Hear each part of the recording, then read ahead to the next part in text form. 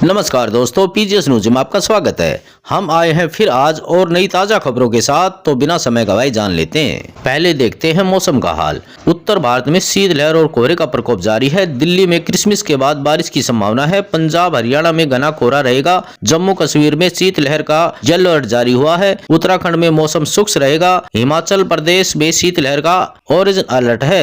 उत्तर प्रदेश, राजस्थान और बिहार में बारिश की संभावना है। दिल्ली में आज मौसम साफ रहेगा। सुबह शाम के वक्त कोहरा रह सकता है।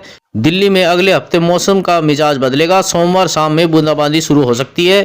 क्रिसमस के बाद अच्छी बारिश होने के आसार हैं। इसके बाद ठंड बढ़ेगी। हफ्ते में एक दिन घना कोहरा भी छा सकता है। सोमवार 23 दिसंबर को सुबह हल्का कोहरा रहेगा। दिन में बादल छाए रहेंगे। शाम और रात में बूंदाबांदी हो सकती है। दिल्ली का अधिकतम तापमान 22 डिग्री और न्यूनतम तापमान 7 डिग्री सेल्सियस तक जा सकता है। 24 और 25 दिसंबर को मौसम साफ रहेगा, लेकिन मध्य से घना कोहरा छा सकता है। इन 2 दिनों में अधिकतम तापमान 23 डिग्री और न्यूनतम तापमान 8 डिग्री सेल्सियस तक रह सकता है। आगे समाचारों में, प्रधानमंत्री नरेंद्र मोदी ने कल कुवैत में गल्फ पीक लेबर कैंप का दौरा किया और भारतीय श्रमिकों से बातचीत की। पीएम मोदी ने कहा कि भारत में सबसे सस्ता इंटरनेट है और अगर हम दुनिया में कहीं भी या भारत में भी ऑनलाइन बात करना चाहते हैं तो लागत बहुत कम है।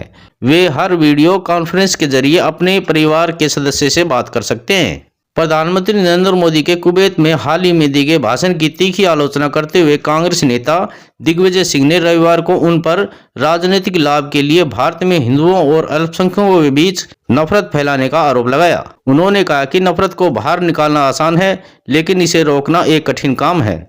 उन्होंने कहा कि घृणा के जिन को बाहर निकालना आसान है, लेकिन इसे वापस अंदर लाना चुनौतीपूर्ण है। व्यापार को बढ़ाने के लिए महत्वपूर्ण कदम। पीएम मोदी ने इस बात पर जोर दिया कि तेल के अलावा व्यापार में विविधता लाना द्विपक्षीय व्यापार को बढ़ाने के लिए महत्वपूर्ण है।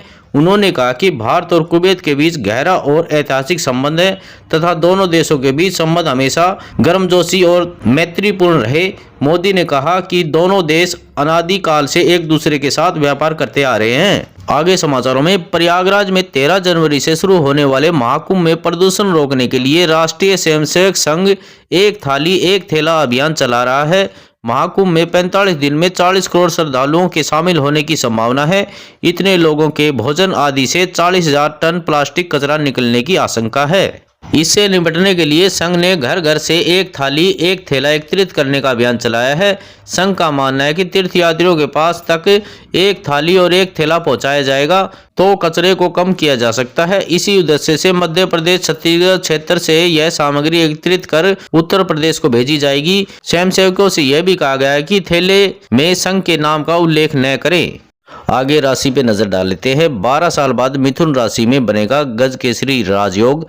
बदलेगी 4 राशियों की किस्मत। मिलेगी नौकरी व्यापार में तरक्की। ज्योतिष के मुताबिक अगर चंद्रमा, गुरु, बुध और शुक्र में से किसी एक से भी केंद्र में हो तो गज केसरी योग का निर्माण होता है, या अगर किसी जातक की कुंडली के लगन चौथे और 10वें भाव में गुरु चंद्र साथ हो तो इस योग का निर्माण होता है। ज्योतिष शास्त्र में सभी ग्रहों में चंद्रमा को सबसे तेज गति से चलने वाला ग्रह माना जाता है, क्योंकि चंद्रमा 2.5 दिन में राशि परिवर्तन करते हैं। ऐसे में वे किसी न किसी ग्रह के साथ युति बनाते हैं। इससे योग राजयोग का निर्माण होता है। वही देवगुरु बृहस्पति साल में एक बार राशि परिवर्तन करते हैं। साल 2025 में दोनों ग्रह मिथुन राशि में गोचर करेंगे, जिससे 12 साल बाद गज केसरी राजयोग का निर्माण होगा। पंचांग के अनुसार 14 मई 2025 को गुरु बृहस्पति वृश्चिक से निकलकर मिथुन राशि में आएंगे और 2026 तक यही रहेंगे। 28 मई 2025 को चंद्रमा भी इस राशि में प्रवेश करेंगे और 30 मई तक रहेंगे। ऐसे में 12 साल बाद मिथुन राशि में गुरु चंद्रमा की युति से गजकेसरी योग का निर्माण होगा, जो कई राशियों के लिए लकी साबित हो सकता है। आगे समाचारों में, आईपीएस के बाद अब परिवहन विभाग से एचपीएस अधिकारी भी हटेंगे। परिवहन विभाग से आईपीएस अधिकारी की छुट्टी के बाद अब एचपीएस अधिकारी को भी हटाया जाएगा। आईपीएस और एचपीएस अधिकारियों के स्थान पर आईपीएस और एचपीएस अधिकारियों की तैनाती को लेकर परिवहन मंत्री की नाराजगी के चलते जल्द ही विभाग पुलिस अधिकारियों से मुक्त हो जाएगा। सब इंस्पेक्टर को विभाग से हटाने का क्रम शुरू हो गया है। संभावना है कि जल्द ही आईटीए सचिव लगाए गए डीएसपी स्तर के अधिकारी को भी हटाया जाएगा। मनोहर लाल सरकार के समय में परिवहन विभाग में एचसीएस अधिकारियों के स्थान पर एचपीएस अधिकारियों की तैनाती की गई थी। उस समय भ्रष्टाचार के मामले में कई एचसीएस अधिकारियों को पकड़ा गया था, इसलिए सरकार ने आरटीएस सचिव के पद पर एचसीएस के स्थान पर एचपीएस को लगाना शुरू कर दिया। बाकायदा सरकार ने इसके लिए विभाग के नियमों में बदलाव किया था। इसके बाद ही परिवहन विभाग में कई आरटीए सचिव के पद पर डीएसपी स्तर के अधिकारियों को तैनात किया गया था। आगे समाचारों में, संभल में बांके बिहारी मंदिर के पास मिली रानी की बावड़ी, खुदाई में दिखी सुरंग और मिलने लगे अवशेष। संभल के चंदौसी में 40 साल बाद कराती के महादेव मंदिर के कपाट खुलने के बाद अब खंडनुमा बांके बिहारी मंदिर और एक प्राचीन बावड़ी मिली है। प्रशासन ने खुदाई शुरू कर दी है, जिसमें बावड़ी की दीवार और सुरंग जैसे अवशेष दिखाई दिए हैं। डीएम और एसपी मौके पर मौजूद हैं।